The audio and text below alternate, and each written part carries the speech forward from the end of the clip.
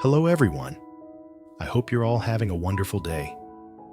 Today, we're going to dive into a deeply emotional and thought-provoking story, filled with unexpected turns, heartfelt moments, and powerful lessons about love, loss, and the choices that shape our destiny.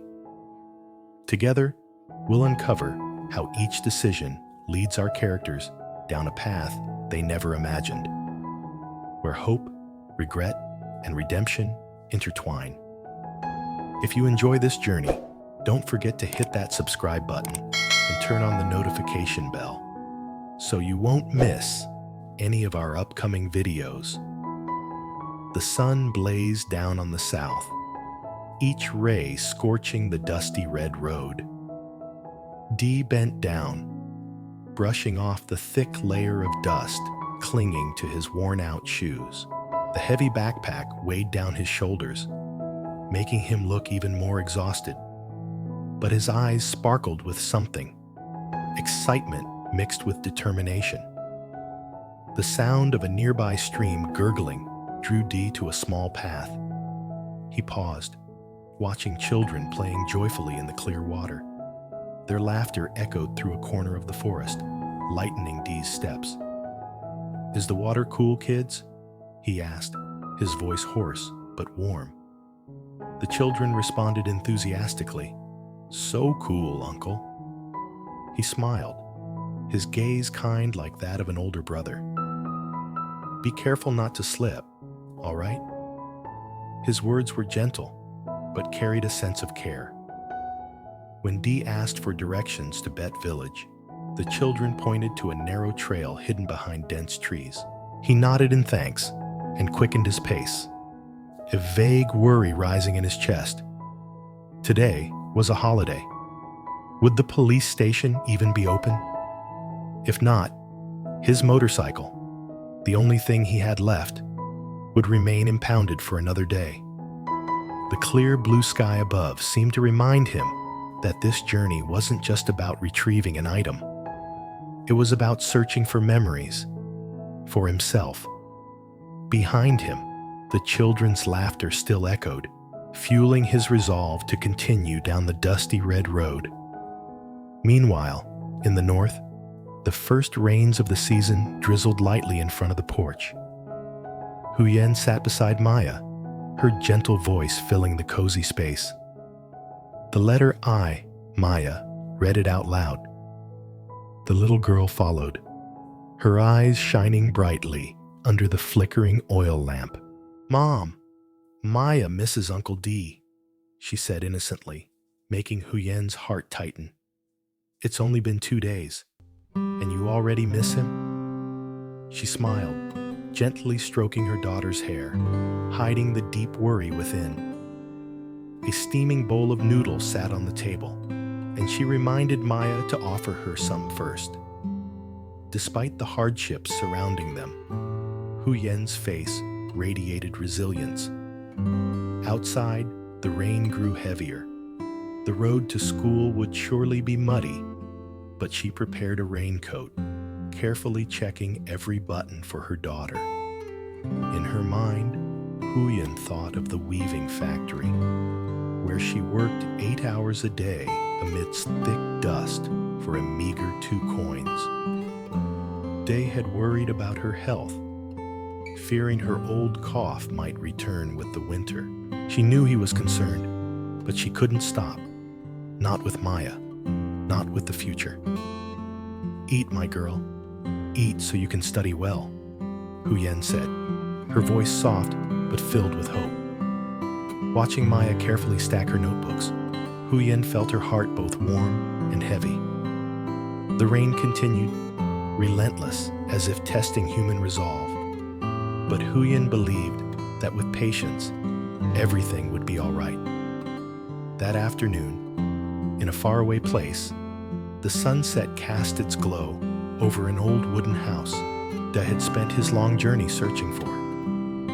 It was Adam's house, his close friend whom he longed to see again. Dee stood at the door, his heart racing, imagining that a familiar call would bring Adam running out.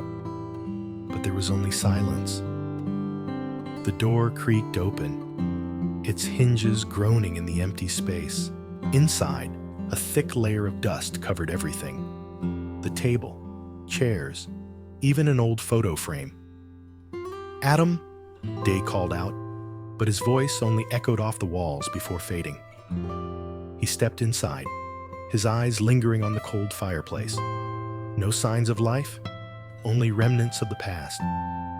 Memories flooded back of the two of them sitting together, sipping hot tea. They dissolved like smoke. Dee sat on an old chair, his hand brushing the table's surface. "Where did you go, Adam?" he asked softly, his voice tinged with sadness. Perhaps his friend had left long ago, abandoning everything without a word. Day stood, looking out at the plantation where Adam once worked, now just wind rustling through the trees. A void crept into his heart, part sorrow, part regret. But he knew he couldn't linger here. There were still questions needing answers.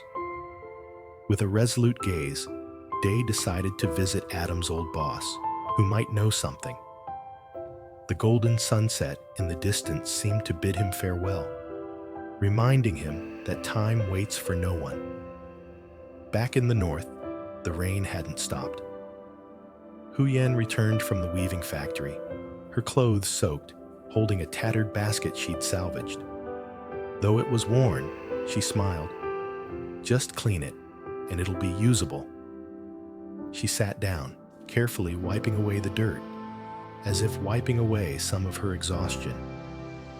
2 coins a day weren't enough to make ends meet, but she persevered. Huyen thought of Day, of his warnings not to overwork herself. But how could she stop when Maya's school fees were still unpaid, and the garden behind the house had been ruined by the rain?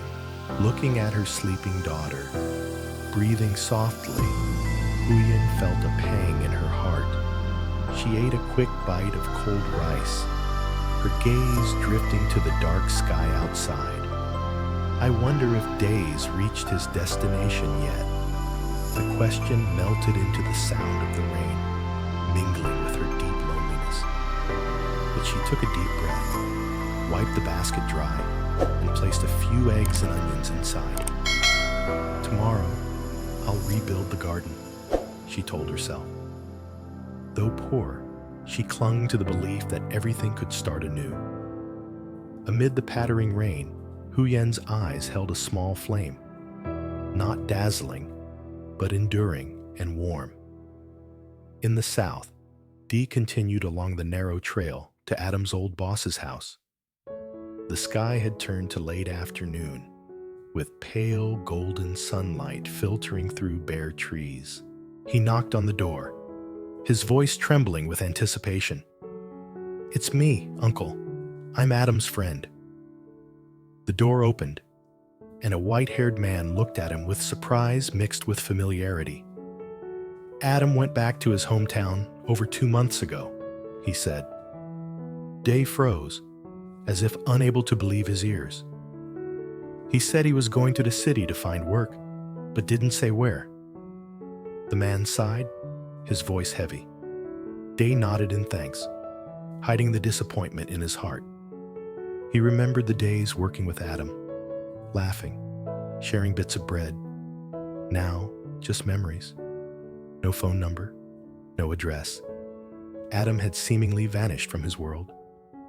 Dee declined the offer of a meal, said a quiet goodbye, and stepped outside. The sunset painted the road red. He paused, looking back at the plantation, once alive with laughter, now only wind and silence. Yet Day refused to let sadness overtake him. He took a deep breath and headed toward Huyen's old house, hoping to find some warmth in this unfamiliar south. Night fell, the moon peeking through the trees, illuminating the path Dee walked. The small stream flowing nearby now sounded melancholic in the quiet night. When he arrived, Dee stopped in his tracks. Before him was no longer the small house shaded by trees, where Huyen and Maya's laughter once rang out. Only a barren, desolate patch of land remained, ravaged by a great flood. Everything had been swept away, leaving no trace of the past. He stepped forward slowly, his hand touching the muddy ground. A cold sensation spreading through his palm. The night breeze carried the smell of mud and decayed leaves. Day closed his eyes, memories flooding back. Of the days he and Huyen sheltered Maya from the rain, rebuilding the leaking roof together. Now, it was all in his mind. He looked at the stream, now calm, but hiding the terrifying power that had once erased the house. The water rose to the treetops, Dee whispered, recalling that catastrophic moment. Gratitude filled him, because he had brought Huyen and Maya back to their hometown before the flood struck. If not, something terrible might have happened. He knelt, gently touching the damp earth, as if searching for the lingering warmth of those peaceful days. The moonlight reflected on the water, illuminating Dee's face. In his eyes, regret and relief intertwined. Though everything was gone, Huyen and Maya were safe. That was the only thing keeping him steady. He stood, taking one last look around, then quietly turned away. His footsteps blended with the sound of the stream, creating a quiet rhythm in the southern night filled with nostalgia. Tomorrow, he would go to the police station to retrieve his motorcycle. But tonight, he wanted to linger in this stillness, to piece together the fragments of memories in his heart. Back in the north, Huyen's small house was enveloped in rain. The flickering oil lamp cast a faint glow, illuminating her tired face. Huyen sat alone at the table, a bowl of cold rice before her. "Bibi, Mom's home," she said softly, a habit, though the little dog was fast asleep in the corner. The rain pattered on the porch, mingling with the wind whistling through the door's cracks. The silence was so deep, she could hear the clock's slow ticks. She looked at the woven basket she'd cleaned, holding just a few eggs and onions. But to her, it was a bundle of hope. Huyen smiled faintly, trying to believe tomorrow would be better. She thought of Day. Perhaps he was in the south now, retrieving his motorcycle and meeting Adam. In her mind, Dee still wore the bright smile he had when they parted, saying, "Everything will be fine." But reality pulled her back to the cold rain, the empty kitchen, and the ruined garden outside. Maya's school fees were still unpaid, and the weaving factory grew more grueling. She took a bite of rice, its blandness catching in her throat. But Huyen didn't cry. She was used to loneliness, used to facing hardship in silence. Just a little more effort, she told herself. In the south, Day sat in a temporary rented room. Moonlight streamed through the window, falling on the old folded map before him. He spread out his papers, checking everything for tomorrow's visit to the police station. Emptiness welled up, but at the same time, a new strength stirred within. He recalled Huyen's words, "As long as there's hope, nothing is over." They echoed in his mind, making his eyes shine in the dark. He smiled faintly, leaned back against the wall, and let his mind drift to memories of the old house, the evenings the three of them ate together by the oil lamp, Maya's laughter as she ran around the yard. Those simple memories became the fuel to keep him moving forward. Across the country, Huyen was still awake. The rain fell harder, relentless. She sat looking out the door, holding Maya's small raincoat, checking each seam to ensure her daughter wouldn't get wet on the way to school. In the dim light, Huyen's face shone with resilience.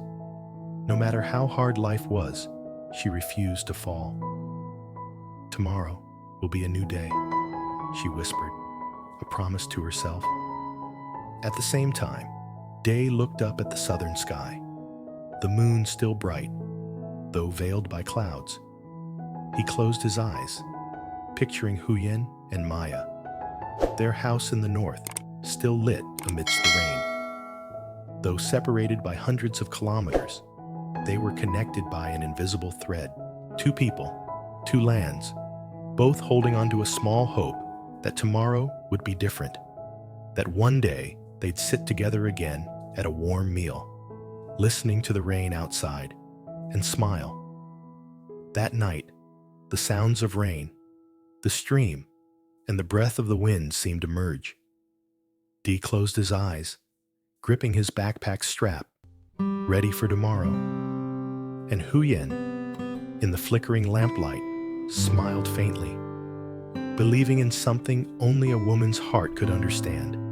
That despite distance and hardship, as long as they held on to faith, they would find each other again. The story unfolds through a series of emotional twists, where people must confront pain, loss, and life-changing decisions. Within what seem like small choices, each character reveals their true nature. Some let go, others hold on, and a few find hope in the depths of despair. Every scene becomes a mirror, reflecting both the harshness and beauty of human life, where love and compassion still shine through the darkness. More than just an emotional tale, this story invites viewers to reflect deeply on their own hearts, asking, do we have the courage to forgive, to love again, and to start over when everything seems lost?